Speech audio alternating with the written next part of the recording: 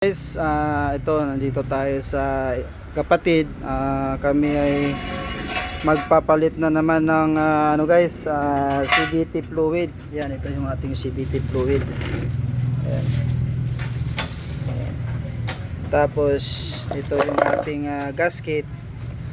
Saka ito yung ating filter. Filter yan guys. So ipapakita ko sa inyo guys kung ilan na ang tinakbo nito.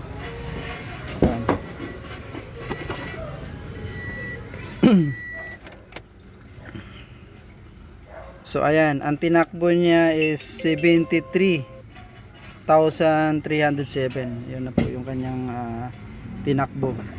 So nakadalawa na tayo. Nakadalawa na tayong ano nito, palit. Kaya umabot na naman siya sa ano, every pag ano kayo guys, pag hindi ninyo gamit. Ito kasi araw-araw ko 'to ginagamit pang grab.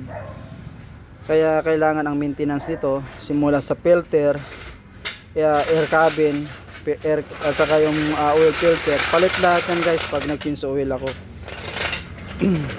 Tapos ngayon pangalawang ano to, yung dual CVT. Ito dual CVT kasi to guys. Yan. At tandaan nyo guys, kung ano po yung kulay ng inyong ano dito sa takip, ganun din po yung ano ng inyong langis guys. Tandaan po ninyo yan. So ayan, na kailangan po ang maintenance dito. At saka ito, nakapag ano naman na tayo, nakapag change oil na. Ayan, okay naman yan. Ang papalitan na lang dito, ang change oil na lang yung ito, yung transmission CVT oil. Ayan, ituturo din namin sa iyo kung ano na ng video kung paano mag change oil nito guys. Ayan, pwede ninyong i-search ang kanyang Facebook guys. Yan yung mekaniko, si Brad. I-search nyo sa kanya, Ricky Nalda, yung kanyang Facebook guys. Pwede nyo siyang kontakin. At kung kayo po ay kayo po magpa-service guys, ito yung kanyang van. Kompleto yun sa gamit. Ayan, may mga gamit, nandiyan na yung mga gamit niya ng kanyang sasakyan. Dala-dala niya itong lahat ng mga gamit niya. Ito, sinasakay niya yan sa van. Kahit saan kayo sa Metro Manila, probinsya man yan, siservisan kayo niyan.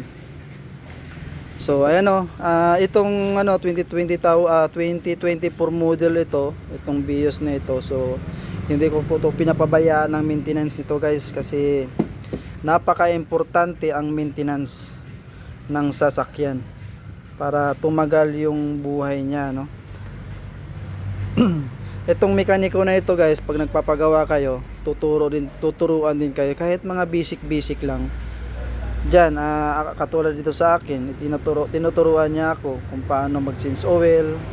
Para sa susunod, kung kaya nyo nang mag-change oil, kung hindi naman kayo kayo na rin ang mag-change oil. Yan, kaya ganun.